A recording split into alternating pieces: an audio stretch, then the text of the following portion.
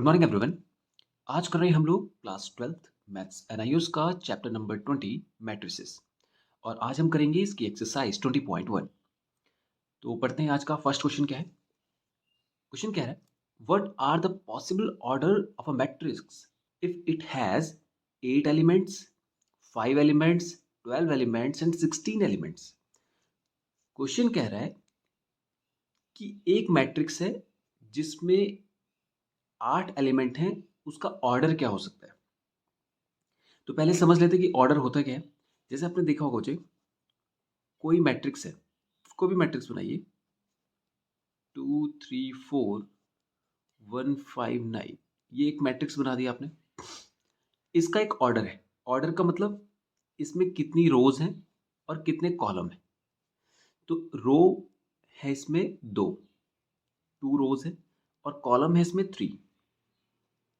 देख रहे हैं आप, 1 2 3, 3 तो कॉलम हो गई, और 1 2 ये दो इसमें रो हो गई। तो इसका ऑर्डर हम लिखते हैं रो इंटू कॉलम से। तो रो कितनी हो गई 2, कॉलम कितने हो गए 3, तो 2 इंटू 3 ये हो गया इसका ऑर्डर।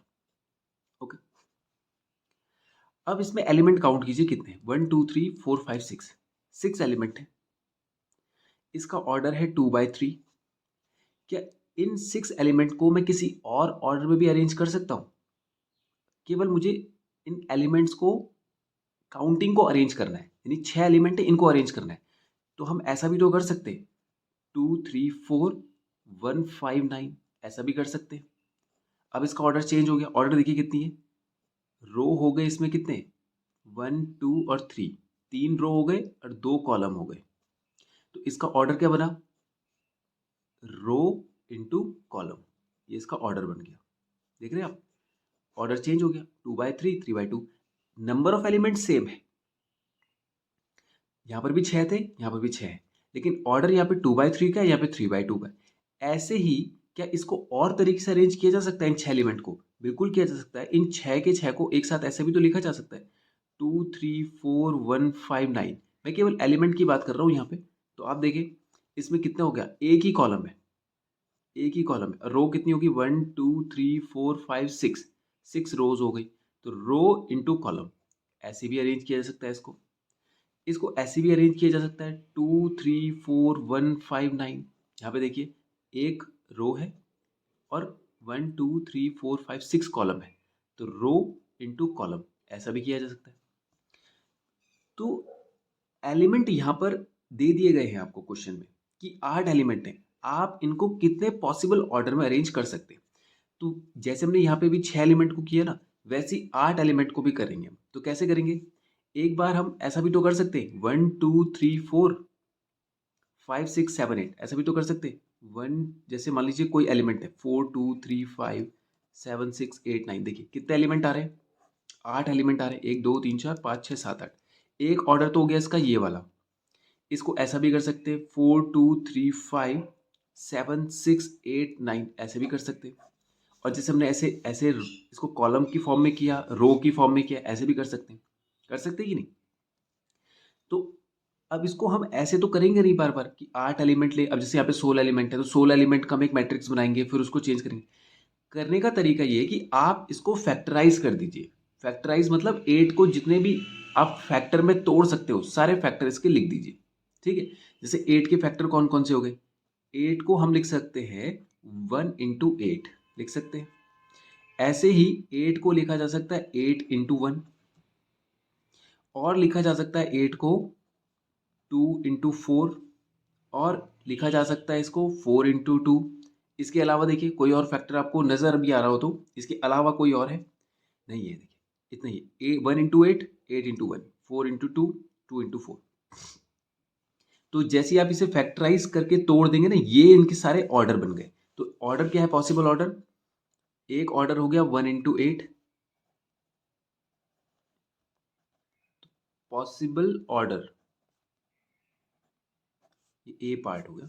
कौन कौन से हो गए, 1 इंटू 8 ये एक ऑर्डर बन सकता है, 8 इंटू 1 ये एक ऑर्डर बन सकता है, 2 इंटू 4 भी एक ऑर्डर बन सकता है, और 4 इंटू 2 भी एक ऑर्डर बन सकता है। ये हो गए इसके पॉसिबल ऑर्डर। ओके, अब फर्स्ट ए पार्ट हो गया इसका, अब बी पार्ट देखते हैं। ऐसे ही बोल रहे हैं 5 एलिमेंट को, तो 5 एलिमेंट के लिए पॉसिबल ऑर्डर क्या होंगे, क्या करेंगे, वही फैक्टराइज कर दीजिए, 1 × 5 और 5 × 1। इसके अलावा ये किसी और के टेबल में तो आता नहीं है 5, तो यही दो पॉसिबल ऑर्डर हो सकते हैं इसके। ठीक है, ऐसा भी कर सकते हैं कि हम लोग 5 एलिमेंट है, जैसे मान लीजिए 5 है, तो 5 एलिमेंट ले लेता हूँ मैं, 1 4 3 0 2, 1 2 3 4 5। अब देखिए, एक तो मैं इसे ऐसे अरेंज कर सकता हूँ, एक ऐसे अरेंज कर सकता हूँ। ठीक है, क्या इसको ऐसे भी अरेंज किया जा सकता है, 1 4 3 और 0 2? फिर तो गड़बड़ हो जाएगी। देखिए यहाँ पे एक एलिमेंट मिस हो रहा है ना, तो 5 के साथ ऐसा नहीं हो सकता ना, क्योंकि हमें तो रो और कॉलम ऐसे चाहिए कि पेयर बना रहे हो। जैसे यहाँ पे अगर 3 कॉलम है, 1 2 3, तो तीसरे कॉलम में एलिमेंट तो दोनों ही होने चाहिए, 2 रो है तो पूरे एलिमेंट होने चाहिए, तो इनकम्प्लीट तो हो नहीं सकता। तो इसके 2 ही पॉसिबल ऑर्डर बनेंगे।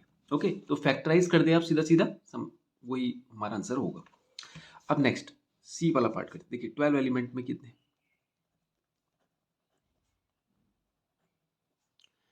तो 12 एलिमेंट के, अब अगर आप इसे फैक्टराइज करें तो क्या हो जाएगा, सबसे पहले 1 × 12, 12 के फैक्टर कर दीजिए पहले। देखिए 1 × 12, फिर 12 × 1 भी कर सकते, फिर 2 × 6, फिर 6 × 2 भी कर सकते, फिर 3 × 4, फिर 4 × 3 भी कर सकते,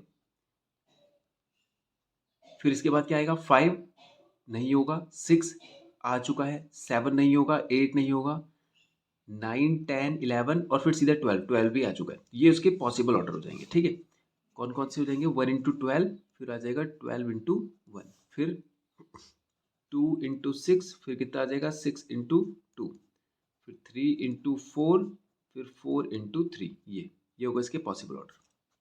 ओके, आगे चलते हैं। नेक्स्ट हमारे पास डी पार्ट, बोल रहा है 16 एलिमेंट के लिए, तो पॉसिबल ऑर्डर क्या हो जाएंगे 16 एलिमेंट के लिए।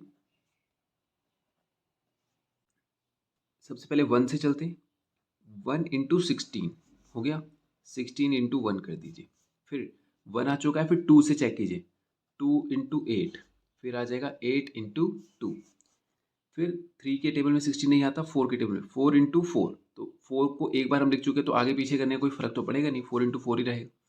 फिर 5 के टेबल में नहीं आता, 6 के टेबल में नहीं आता, 7 में नहीं आता, 8 में आता है, 8 हम यहाँ लिख चुके, 9 10 11 12, सीधा फिर 16 भी यहाँ पे लिख चुके, तो ये हो जाएंगे इसके पॉसिबल ऑर्डर। ओके, तो ये होगा इसका डी पार्ट भी कंप्लीट, और ये हो गया 5th क्वेश्चन हमारा कंप्लीट। तो अब करते हैं क्वेश्चन नंबर 6, पढ़ते हैं क्वेश्चन 6। बोल रहा है इन द मैट्रिक्स ए, ये आपको एक मैट्रिक्स दिया गया है, इसमें आपको बताना है फाइंड नंबर ऑफ रोज, कितनी रोज है, नंबर ऑफ कॉलम्स बताने हैं, ऑर्डर ऑफ द मैट्रिक्स बताना है, टोटल एलिमेंट्स बताने हैं, और ये वैल्यूज बतानी है, ये जो एड्रेसेस दिए गए हैं इनकी वैल्यूज बतानी है। तो नंबर ऑफ रोज तो आपको सीधे समझ में आ ही रहा होगा, कितनी रोज है, इसको कहते हैं रो, 1 2 3 4, तो नंबर ऑफ रोज कितनी हो गई,